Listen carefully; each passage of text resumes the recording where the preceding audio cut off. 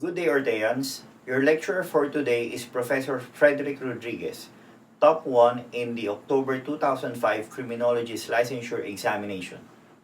Don't forget to subscribe and hit the bell button to receive the latest updates. Take it away, Fred. Audio. So in the generation and transfer of data, it may happen that a computer program may or can copy itself. Okay. Copy itself or can infect. Minsan tinatawag yung kopyahan na yan, replicate. So, parang ang ginawa mo is kung affected ang isang computer class as sinasam mo yung USB drive mo or yung flash drive. Right? Yan yung sarili niya, okay, without any assistance of programming. Okay, very good, very good. So, computer virus. Right? So, as a matter of fact, yung isang pinakamatinding virus sa Pilipinas nanggaling or isang Filipino citizen yung gumawa. Yung si De Guzman at saka si Ramones. Okay, kung matatandaan nyo pa yan, matagal na, I love you virus or love bug. Alright? Kasi pag binuksan mo ang file na infected, nakalagay, so, I love you, all that. Okay? Pero billions of dollars ang nasira ng virus na yan. Okay?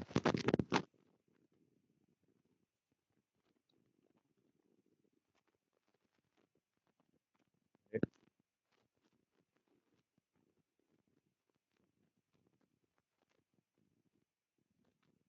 Number 12. Of the following, what kind of cybercrime modus operandi is grounded na naman yung mic.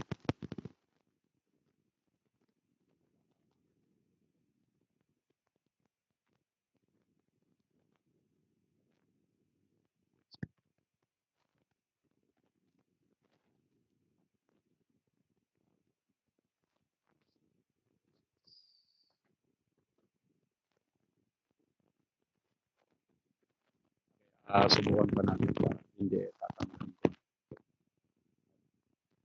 Okay, of the following, what kind of cybercrime modus operandi is made whereby an attempt to make a computer resource unavailable to its intended user is, ang tawag nyo dyan class, cyber attack. Cyber attack. Denial of cyber service attack. Okay? Gusto ko muna ay naintindihan ba yung pagkakabasa ng 12, malinaw yung boses o yung audio.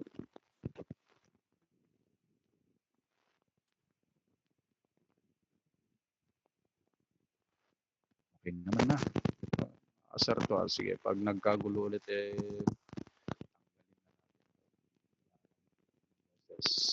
that anyway, sige, let's proceed forward. Okay. Medyo okay po ang audio naman. Okay.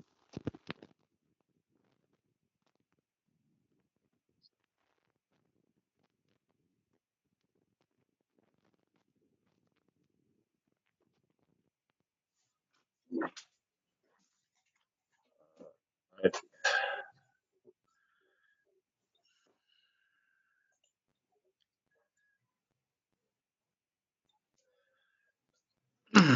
Okay. So again, denial of service attack. Ba? Napagastos lang ako rito ah. Sige. So okay ba sir pag walang mic? Magkabastos pala nito.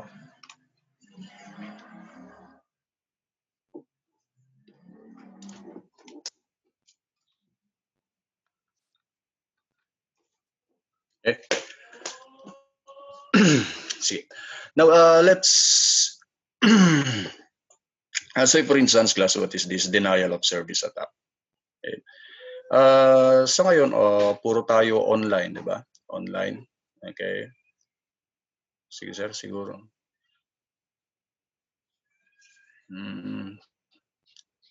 Okay, sir. Medyo kailangan hinaan boses pero okay pa rin pala. Sige, sir. Tanggalin natin ang mic na array. Denial of service attack. Say for instance, you're enrolling online class in yung mga school class pero hindi nyo ma-access kasi it's either na-hack o kung ano bang nilagyan ng virus program. Okay, so hindi nyo ngayon ma-access. Naging unavailable na sa inyo.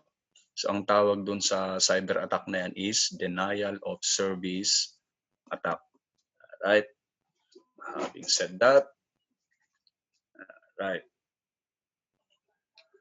Is a malicious computer software that interferes with normal computer functions or sends personal data about the user to unauthorized parties over the internet. This refers to... Okay, tingnan nyo yung mga general definition muna tayo, class, ha? Right? So, alam nyo na to, class. Alam nyo na yan. Right? So, virus infection. Walang virus infection na pagdating sa computer, class. It's virus program and all that. Okay? Very good. Also known as malicious software. Actually, sa malicious software, kasama na dito yung virus program.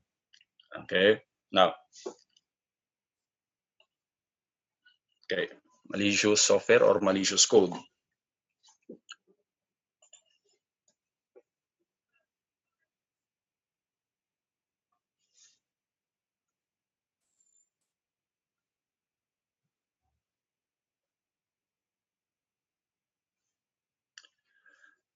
Number 14, in understanding cybercrimes, what is known as the technology-based attack on one person who has been targeted especially by reason of anger, revenge, or control. Okay, so alam nyo na to. Syempre, ito, tanggalin nyo na yan. Okay, so alam nyo na yan. Okay, kung tawagin nyo ito ay cyber stalking class. Okay, cyber stalking. Now, let us clarify this cyber stalking. Lahat naman tayo stalker kung tutuusin. Okay, lahat tayo stalker kung tutuusin. But, kapag yung stalking mo, class, ginamitan mo na ng hacking to the extent na nagkakaroon na ng harassment dun sa victim, yun na yung punishable na cyber stalking. And it is likewise punishable by RA 10175. Okay? 10175. So, tignan na to. Technology-based attack, tapos ang target, person. Dahil sa galit, revenge, or gustong kontrolin. Okay? So, ang gumagawa na ito, madalas magaling din mang-hack. Okay. 15. The use of computer to take or alter data or to gain unlawful use of computer services. Okay, ito yung generally kung tawagin natin to, class, ay computer fraud. Okay, computer fraud. Lahat. So, yung phishing o yung tinatawag na identity theft, okay, kasama lahat yan. DOS or denial of service attack, kasama lahat sa computer fraud. And, wait lang. Tapos merong isang bagong klase ng warfare class. Okay? Ang labanan dito is labanan ng information, propaganda, black propaganda, and all that. O kaya attack on information and system. Ang tawag natin dito is information warfare. Right? So actually nakikita nyo yan sa yung nakikita baka ilan sa inyo may nabiktima, meron ka na palang account. Okay, Facebook account, hindi mo naman ginagawa. So, ginagamit as troll account. Okay? Tapos, gagamitin yan for propaganda. Part na yun ng information warfare. Okay? Okay, 17. So, what kind of cybercrime is committed by the act of sending an email to a user falsely claiming to be an established legitimate enterprise in an attempt to scam the user into surrendering private information that will use for identity theft. Okay? So tingnan nyo, sending an email to a user falsely claiming to be an established legitimate. Right? Ano dito, class? Ang discarded dito, maraming nabibiktima dito, lalong sa mga may online banking dyan, ingat kayo. Right? So kunyari may natanggap kang email galing sa BPI, hindi naman pala Bank of Philippine Island ang pinanggalingan, mga fraudsters pala. Okay? Tapos ikaw naman, pindot ka na ng pindot na ibigay mo na pala ang iyong password and all that. Ang tawag nyo dito, class, ito yung phishing scam. Okay, phishing scam. Ito pa, yung